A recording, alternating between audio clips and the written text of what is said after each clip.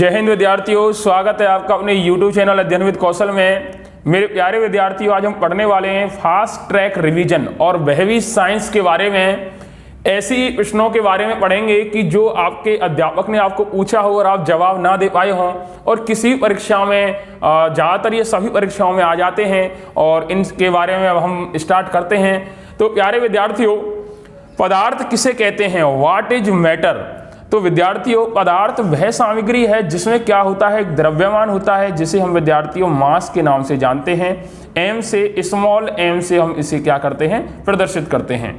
तथा जो स्थान घेरता है विद्यार्थियों, एक निश्चित स्थान घेरता है, इसे भी हम पदार्थ के नाम से जानते हैं। और पदार्थ की वह अवस्था क्या होता है, इसमें ऊर्जा परिवर्तन भी किया जा सकता है। यानी कि क्या किया जा सकता है, ऊर्जा को एक रूप से दूसरे रूप में परिवर्तित किया जा सकता है। इसमें क्या होता है, ये भी पदार्थ में आता है। तो पदार्थ की विद्यार्थियों भौतिक अवस्थाओं के आधार पर 3 अवस्थाएं हैं। नंबर 1, ठोस, द्रव और गैस। ठोस को विद्यार्थियों हम सॉलिड के नाम से जानते हैं, द्रव को विद्यार्थियों हम लिक्विड के नाम से जानते हैं, और गैस को विद्यार्थियों हम गैस के नाम से जानते हैं।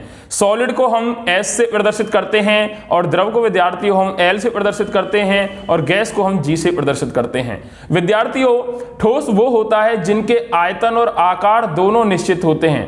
जिनके आयतन और आकार दोनों निश्चित होते हैं विद्यार्थियों, वह ठोस कहलाते हैं। और जिनका सिर्फ आयतन निश्चित होता है, क्या? जिनका सिर्फ आयतन निश्चित होता है और आकार कैसा होता है, आकार होता है अनिश्चित। आकार कैसा होता है, अनिश्चित होता है, वो हमारे द्रव कहलाते हैं। और जिनका ना तो विद्यार्थियों आयतन निश्चित होता है और ना ही आकार निश्चित होता है, ये दोनों कैसे कहलाते हैं? ये कहलाते हैं गैस कहलाते हैं। क्या कहलाते हैं? ना जिनका आयतन निश्चित है ना आकार निश्चित है, यानी कि दोनों अनिश्चित होते हैं, उन्हें हम गैस के नाम से जानते हैं। प्यारे विद्यार्थियों, बात करते हैं हिमांक किसे कहते हैं।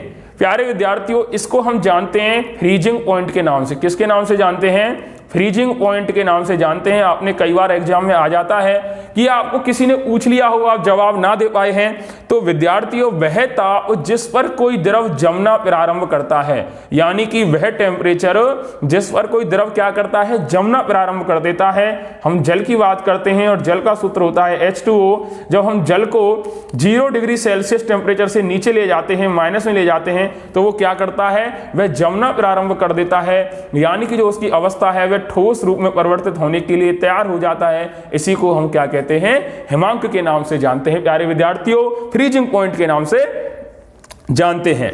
गलनांक क्या होता है? वह ताप, यानी कि वह टेम्परेचर जिस पर कोई द्रव गलना प्रारंभ कर देता है, यानी कि द्रव, यानी कि कह सकते हैं कि वह ताप जिस पर कोई द्रव गलना प्रारंभ कर देता है। कह सकते हैं एक ठोस टुकड़ा है, बर्फ का टुकड़ा है, और हमने उसे एक निश्चित तापमान में रख दिया है, टेम्परेचर में रख दिया है। धीरे धीरे वह पिघलने लगेगा और वह किस में परिवर्तित हो जाएगा, द्रव में परिवर्तित हो जाएगा, और धीरे धीरे वो गलना, इसको हम गलती हुई अवस्था में पाएंगे। तो ये क्या होता है, इसे हम गलनांक कहते हैं। तीसरा है विद्यार्थियों क्वथनांक। What is melting point? प्यारे विद्यार्थियों, वह ताप जिस पर किसी द्रव का वाष्प दाब, एयर प्रेशर, वायुमंडलीय दाब के इक्वल होता है। क्या होता है? इक्वल होता है। उसे हम क्या कहते हैं? क्वथनांक कहते हैं। क्वथनांक जल का भी हो सकता है। प्यारे विद्यार्थियों, जल के क्वथनांक के बारे में बात करें तो वायुमंडलीय दाब पर निर्भर करता है कि क्वथनांक कब कम होता है और कब ज्यादा होता है। तो देखते हैं विद्यार्थियों, यदि वायुमंडलीय दाब अधिक है, क्या है, अधिक है, तो जल का क्वथनांक भी अधिक होगा। और लेकिन जब वायुमंडलीय दाब कम होता है तो जल का क्वथनांक भी क्या हो जाएगा, गिर जाएगा, यानी कि कम हो जाएगा। क्या हो जाएगा विद्यार्थियों? जल का क्वथनांक कम हो जाएगा। आगे विद्यार्थियों बात करेंगे ऊर्ध्वपातन क्या होता है। क्या विद्यार्थियों, ऊर्ध्वपातन क्या होता है? किसी ठोस पदार्थ को गर्म करने पर उसका सीधे वाष्प में बदलना और ठंडा किए जाने पर पुनः ठोस अवस्था में आ जाना क्या कहलाता है? ऊर्ध्वपातन कहलाता है। ध्यान दीजिए, किसी ठोस पदार्थ को ले लेते हैं, जैसे हम लोहे को ले लेते हैं, और लोहे का सूत्र होता है Fe। क्या होता है? Fe होता है। उसको गर्म करने पर जब हम उसको गर्म करेंगे तो ध्यान देंगे उसमें से एक भाप निकलेगी जो वाष्प बनकर ऊपर की ओर जाएगी, और थोड़ी देर बाद क्या होगा, उसे हम अगर उसी अवस्था में रहने देंगे तो वह किस में परिवर्तित हो जाएगा, ठोस में परिवर्तित हो जाएगा। इसी को उसका क्या कहते हैं, ऊर्ध्वपातन कहते हैं। विद्यार्थियों, वाष्पीकरण क्या है?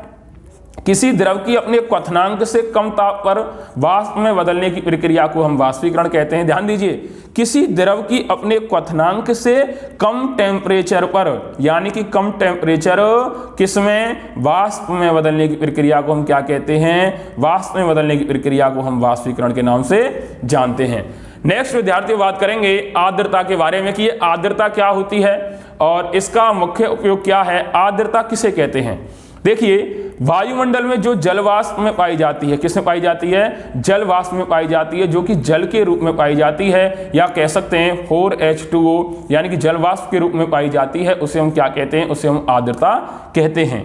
आर्द्रता क्या होता है? गर्मियों में आपने देखा होगा कि उमस निकलती है, काफी पसीने आते हैं, कभी धूप निकल रही है, कभी बारिश हो रही है, तो इस समय क्या हो जाता है, वायुमंडल में जल वाष्प एकत्रित हो जाता है, जिसे हम आर्द्रता के नाम से जानते हैं। और यह समुद्र तटीय इलाकों में और उन स्थानों पर जल वाष्प की मात्रा क्या होती है, अधिक मिलती है। क्या मिलती है? जल वाष्प की मात्रा क्या मिलती है, अधिक मिलती है, और इसी को हम किसके नाम से जानते हैं, आर्द्रता के नाम से जानते हैं। प्यारे विद्यार्थियों, इन सभी पॉइंट्स के बारे में आपने जाना, तो हमारे चैनल को लाइक और सब्सक्राइब करना ना भूलें। प्लीज विद्यार्थियों, लाइक करें, सब्सक्राइब करें, और विज्ञान से जुड़ने के लिए हमसे जुड़े रहें, और आप देखोगे कि आपकी विज्ञान बहुत हद तक बहुत अच्छी हो जाएगी।